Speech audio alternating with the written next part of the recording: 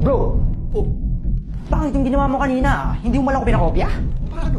Eh siyempre, parang dalawa tayong perfect. Kaya pangit, ikaw perfect, tapos ako may isang mali. That was just one mistake. One mistake. Eh kahit na bro, eh kung pinakopya mo ko, hindi sana dalawa tayong perfect. Eh, total, nagkukopyahan din naman kayo nung kasama mo, yung katabi mo kanina. Yung babae? Oo. Yung may sakit? Oo, yun. Sabihin ko.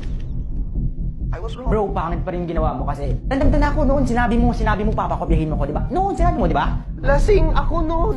Relaxing ako. Eh kahit na, dati yan din yung sinabi mo sa akin, di ba? O ngayon, kukutsensya ka. Yan kasi.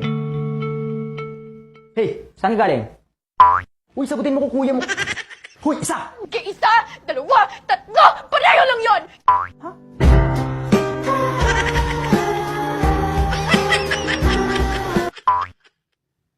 Hindi naman eh, pinagluloko niyo akong dalawa eh.